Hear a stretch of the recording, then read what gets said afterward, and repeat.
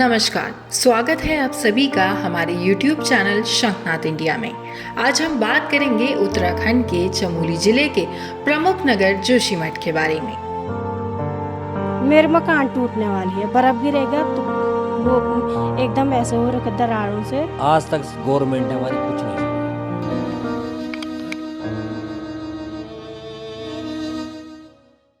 जोशीमठ उत्तराखंड के गढ़वाल मंडल में स्थित चमोली जिले का एक प्रमुख नगर है। समुद्र तल से 6150 फीट की ऊंचाई पर बसा जोशीमठ हिंदू धर्म के प्रमुख तीर्थ स्थल बद्रीनाथ धाम का मुख्य पड़ाव है। वर्तमान में 4 धाम यात्रा में बद्रीनाथ की यात्रा पर आने वाले सभी श्रद्धालु जोशीमठ में ही विश्राम करते हैं। प्राचीन काल से ही जोशीमठ हिंदू श्रद्धालुओं के मध्य प्रमुख पड़ाव के रूप में प्रसिद्ध रहा है। जोशीमठ का इतिहास अत्यंत प्राचीन माना जाता है। प्राचीन काल में जोशीमठ को योशी के नाम से जाना जाता रहा है, जिसका वर्णन विभिन्न धार्मिक ग्रंथों में किया गया है। विभिन्न पौराणिक ग्रंथों में इस स्थान को 4 धाम के प्रमुख पड़ाव के रूप में वर्णित किया गया, जो कि अपनी आध्यात्मिकता के लिए प्रसिद्ध रहा है। देश के 4 धामों में उत्तर में बद्रीनाथ धाम का प्रमुख महत्व है। बद्रीनाथ धाम के मुख्य केंद्र बिंदु के रूप में स्थापित जोशीमठ को भगवान विष्णु के प्रिय तीर्थ के रूप में मान्यता प्राप्त है। यहाँ जगत गुरु शंकराचार्य द्वारा नरसिंह मंदिर स्थापित किया गया है, जो कि श्रद्धालुओं की आस्था का प्रमुख केंद्र है। साथ ही जोशीमठ बद्रीनाथ धाम की यात्रा पर आने वाले सभी तीर्थ यात्रियों को विश्राम, अन्य प्रमुख सुविधाएं उपलब्ध करवाने का प्रमुख स्थल भी है। जोशीमठ चीन बॉर्डर के होने के साथ साथ भारत के लिए महत्वपूर्ण है। जोशीमठ के अंतर्गत लगभग भारत की सेना की एक ब्रिगेड 12 महीने रहती है, जिसमें अर्धसैनिक बल से लेकर सेना और बीआरओ के लोग सम्मिलित रहते हैं।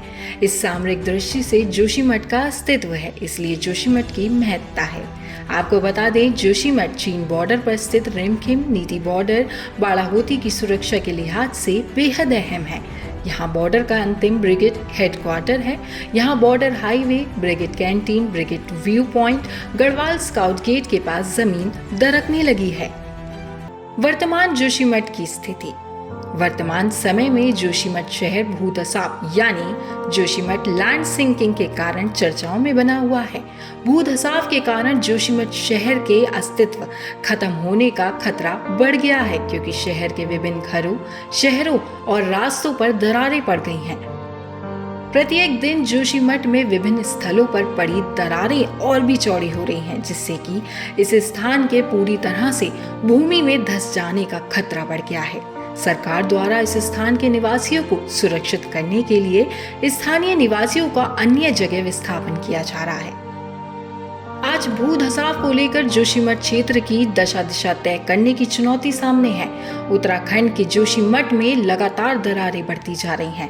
मकानों की छत गिरने लगी है। कई मंदिरों को नुकसान भी पहुंचा है। केंद्र सरकार से राज्य सरकारें चिंतित हैं। राज्य और केंद्र सरकार की कई टीमें जांच कर रही हैं कि आखिरकार ये क्यों हो रहा है और इसके पीछे का कारण क्या है। सरकार के फैसले के बाद असुरक्षित हो चुकी इमारतों को गिराया जा रहा है।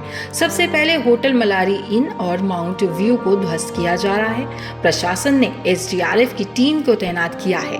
बताया जा रहा है कि दोनों होटलों को एक्सपर्ट टीम की देखरेख में ध्वस्त किया जा रहा है। जोशीमठ में 181 भवनों को असुरक्षित घोषित कर दिया गया है। ऐसे में प्रशासन लगातार लोगों को सुरक्षित स्थानों पर पहुंचाने में जुटा है।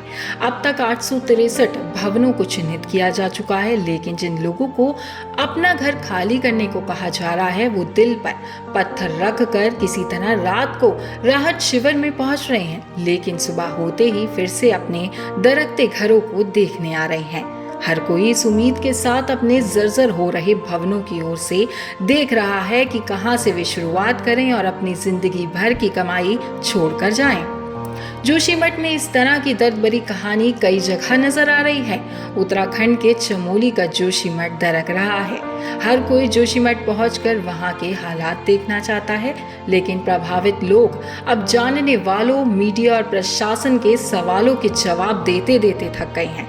1 साल से भी ज्यादा समय होने को है और वे अपने सामने अपना घर बर्बाद होते देख रहे हैं। ऐसे में उनकी मानसिक स्थिति क्या हो चुकी है, ये समझना भी अब मुश्किल है। सबसे ज्यादा चिंता मौसम की है। जोशीमठ में अब बर्फ भी पड़ चुकी है। बर्फबारी से पहले लगभग 2 महीने पहले का राशन और अन्य जरूरी सामान वे घर में रखते हैं। ये सारा सामान, मवेशी जरूरत का सामान कहाँ लेकर जाएं? इसका जवाब किसी के पास नहीं। भूधसाव के आंतरिक कारण भी चुनौती। जोशीमठ क्षेत्र में जमीन की संवेदनशीलता के बाहरी कारण के साथ बड़ा आंतरिक कारण भी जिम्मेदार है, क्योंकि यहाँ से ऐतिहासिक भूकंपीय फॉल्ट मेन सेंट्रल थ्रस्ट भी गुजर रहा है, जो भूगर्भ में लावे वाली सात से कनेक्ट होकर वहां की ऊर्जा को हलचल के साथ सदा तक प्रभावित करता है। समझा जा सकता है कि पर्यावरणीय कारणों से खिसकने की प्रकृति रखने वाली भूमि के लिए इस तरह की हलचल अधिक खतरनाक बना देती है। जलवायु परिवर्तन से बदला मिजाज। उच्च हिमालय के जोशीमठ जैसे दक्षिणी भाग में भारी वर्षा का प्रभाव रहता है, जबकि उत्तरी छोर जैसे मलारी की तरफ बढ़ते हुए रेन शेडो जोन आता है। यहाँ बेहद शीत वाली स्थिति के कारण सीधे बर्फबारी होती है। हालांकि जलवायु परिवर्तन के चलते पूरे क्षेत्र का स्वभाव बदल गया है, क्योंकि जोशीमठ के ऊपरी क्षेत्र के पहाड़ बर्फबारी के चलते ठोस रहते हैं और इन्हें भूस्खलन से महफूज माना जाता था। लेकिन जलवायु परिवर्तन के चलते इन क्षेत्रों में भी बारिश रिकॉर्ड की जा रही है। इससे ग्लेशियर या स्नो कवर वाले क्षेत्र पीछे खिसक रहे हैं। बर्फ के कारण जो जमीन ठोस रहती थी वह अब ढीली पड़ने लगी है। इसके चलते जमीन में भूस्खलन या धसाव की स्थिति पैदा हो रही है। ग्लेशियर क्षेत्रों की एक प्रकृति होती है, इनके मलबे में या तो बड़े बोल्डर रहेंगे या रेत जैसी बारीक कण। इन दोनों का स्वभाव नीचे की तरफ खिसकने का रहता है। जोशीमठ का रेन शेडो वाला उत्तरी भाग भी अब वर्षा के कारण निरंतर ढीला पड़ रहा है, जिससे जोशीमठ क्षेत्र में मानव जनित कारणों के अलावा पर्यावरणीय कारणों से भी दोहरा दबाव पड़ रहा है। ऐसे में प्रभावित लोग अब मानसिक रूप से भी बीमार हो रहे हैं। प्रशासन की तरफ से डॉक्टर भी आ रहे हैं, जो कि बुखार, जुकाम आदि हल्की फुल्की परेशानियों की दवा देकर जा रहे हैं। लेकिन जिन परिस्थितियों में लोग रह रहे हैं उसको समझना अब आसान नहीं है। साथ ही इनके कई सवाल ऐसे हैं जिनका जवाब किसी के पास नहीं।